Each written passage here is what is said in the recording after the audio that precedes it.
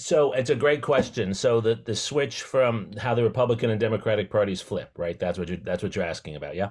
Yep. Cool. So absolutely. So I have a whole chapter on the Republican Party in the book.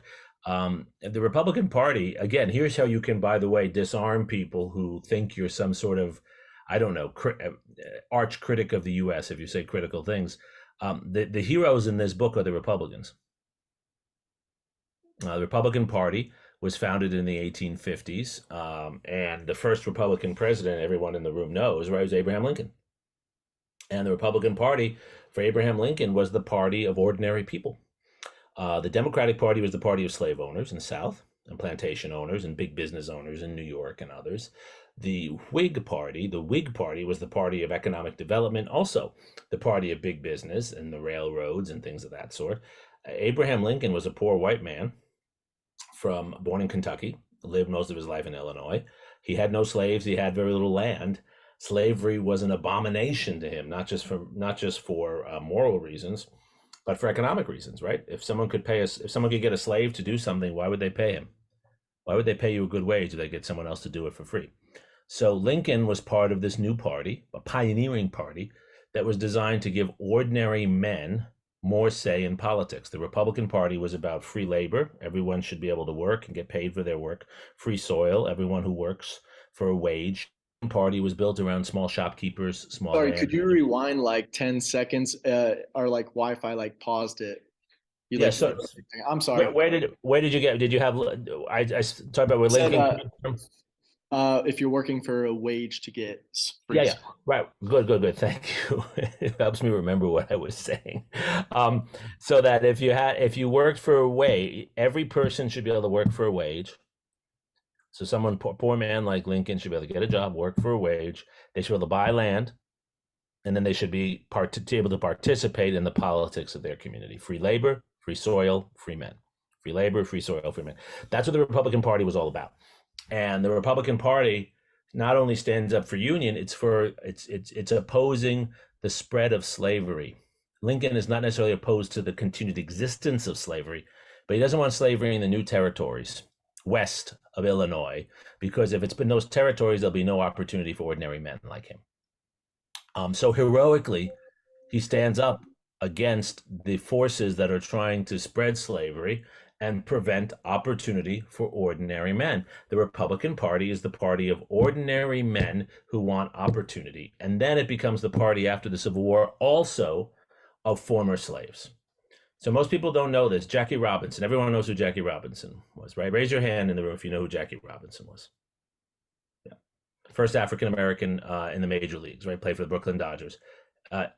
Jackie Robinson in the 1950s, when he came into baseball for the Brooklyn Dodgers, he was a Republican. He was a Republican. African Americans were Republicans until the 1950s, because the party of Lincoln was the party of opportunity, and opportunity for white men, opportunity for black men, opportunity for brown men, yellow, etc. It was also the party that supported suffrage more than the Democratic Party. So this was the party of ordinary people of opportunity. The Democratic Party was the party of the Confederacy. I make that point in the book. It was the party of the former slave holders. And that was true in a state like Texas until the 1940s and 50s. The switch happens in the 1950s and 60s, because what happens 100 years after the Civil War is the Democratic Party slowly moves, first with Franklin Roosevelt and the New Deal, then with John F. Kennedy, and then a lot with Lyndon Johnson. The Democratic Party moves to accept civil rights, and it becomes the party of civil rights reform. Why? Because the Democratic Party wants those votes.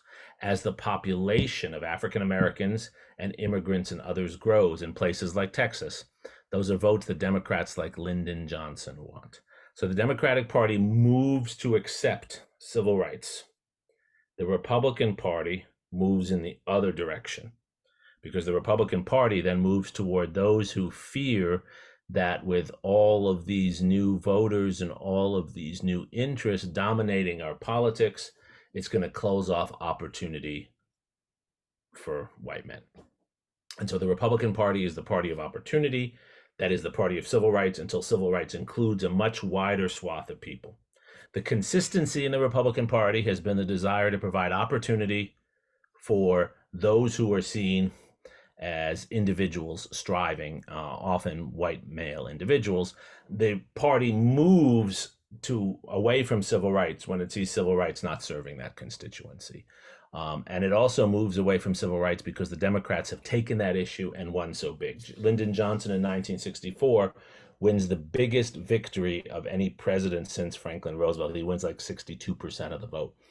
And so Republicans like Ronald Reagan then begin to articulate an alternative position, right? Which is the position that civil rights have gone too far, that now government has gone too far, right? Ronald Reagan was originally a Democrat early in his life, and he moves to the Republican Party, just as some Republicans moved to the Democratic Party. So the issue of civil rights makes the Republican Party what it is initially, and then it motivates the Republican Party to switch in the 50s and 60s. Does that answer the question? Do you want more on that? Or does that answer the question? I got thumbs up. Is there a movie about that baseball player, Chadwick Boseman? Yes, there is. There are two movies about Jackie Robinson. One of them is 42 because that was his number, and the other one is I think called the Jackie Robinson Story. They're both really good.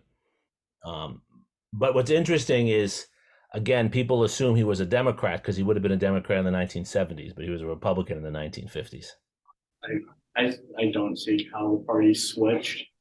Like, it's more like the Democrats just caught up and the Republicans never changed. Like things like affirmative action. So that's a fair point. You know, there are some who would argue what you just said. And affirmative action is a complex issue, right? So I don't think affirmative action is indicative necessarily, and I think you've got a good point. I think the issue is more that the Republican Party since the 1960s has relied much more on, if you look at the voting numbers, right, has relied on almost exclusively or largely white male and female votes. And that's certainly true if you look at Trump and if you look at George W. Bush. The only change has been in recent years, the Republican Party has done a little better with Hispanic voters, but still, it's done better than it did before. It's still a far smaller number. So if you go to a community, if you go to a rural community in Pennsylvania where you are, I can predict how someone voted in that community pretty well by whether they're rural and if they're white or not white. And that's just how the party has changed. That's not what would have been true. Those voters would have been Democrats that I'm referring to now. They would have been Democrats in the early 20th century. So the candidates are, of course, we can argue over which candidate, and Donald Trump is not really representative of the Republican Party. I would agree with you. There are a lot of Republican moderates who are very pro-civil rights, maybe as many as there are Democrats. But the voting base, who votes for which party, has definitely swung. You know, when Ronald Reagan was running for president, and Ronald Reagan was a racial moderate, Ronald Reagan was a supporter of civil rights, and Ronald Reagan signed an immigration bill. Right, the last major bill allowing more immigration was signed actually by Ronald Reagan. So Reagan was a racial moderate, but when he ran for office, he made a point of going to Mississippi and making the case that he was about states' rights. He said that in the same community where the three civil rights marchers in 1964, civil rights activists, Cheney, Schwerner, and Goodman, had been killed.